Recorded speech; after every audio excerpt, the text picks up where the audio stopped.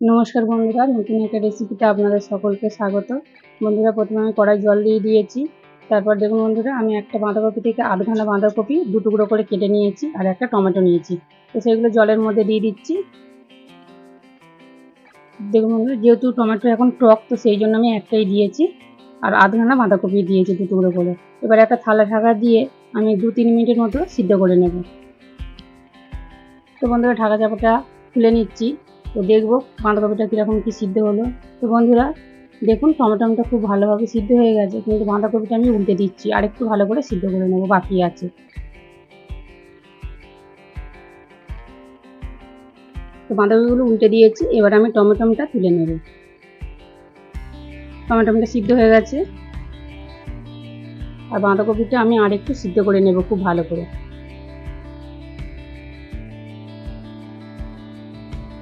তো এবার মনে হয় ভালোভাবে সিদ্ধ হয়ে গেছে। তো দেখুন বন্ধুরা, খুব ভালোভাবে সিদ্ধ হয়ে গেছে। এবার জল থেকে আমি জল ঝারিয়ে তুলে নেব।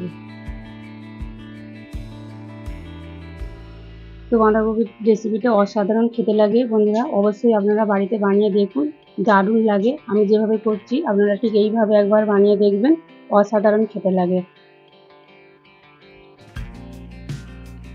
তো দেখুন বন্ধুরা, বাঁধাকপিগুলো আমি পাপড়িগুলো খুলে দিয়েছিলাম।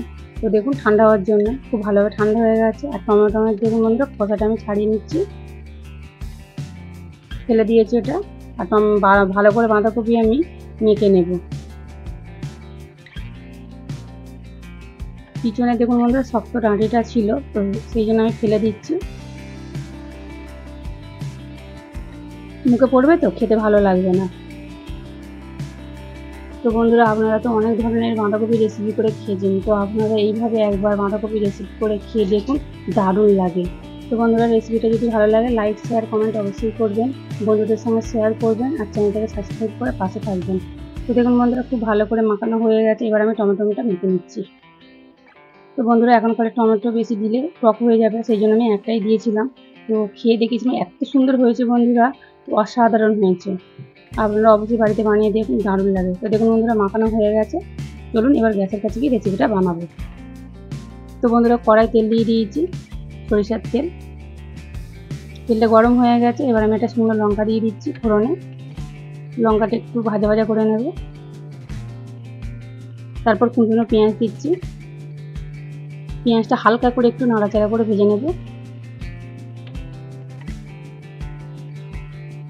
দেখুন বন্ধুরা, হালকা করে ভাজা হয়ে গেছে। এবার আমি 1 চামচ আদা রসুন বাটা দিয়ে দিচ্ছি। খুব ভালোভাবে একটু ভাজা করে নিতে হবে। আদা রসুনের কাঁচা গন্ধ আছে, সেটা যতক্ষণ না যায় খুব ভালো করে ভাজা করতে হবে।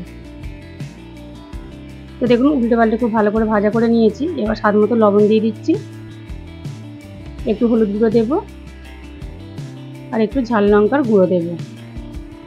ঝালটা আপনারা বুঝে দেবেন, যে যেমন খাবেন ঠিক সেরকম দেবেন। এবার ভালো করে মিশিয়ে নেব।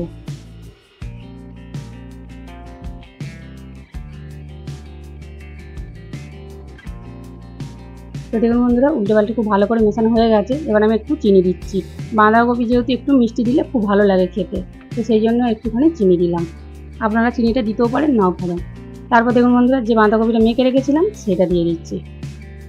দিয়ে এবার ভালো করে কষিয়ে নেব। যেহেতু দেখুন বাঁধাকপিতে অল্প জল আছে, এটা পুরো শুকনো শুকনো করে একদম শুকিয়ে নেব।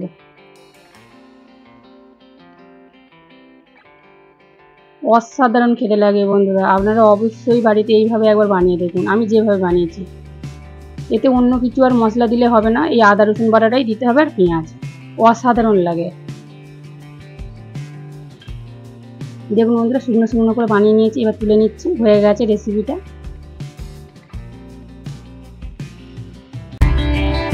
তো দেখুন বন্ধুরা, কত সুন্দর দেখতে লাগছে, খেতে কিন্তু গরম ভাতে অসাধারণ লাগে। তো আপনারা অবশ্যই বাড়িতে বানিয়ে দেখুন। তো দেখা হচ্ছে নতুন একটা রেসিপি নিয়ে। ততক্ষণ ভালো থাকুন, সুস্থ থাকুন, সাবধানে থাকুন।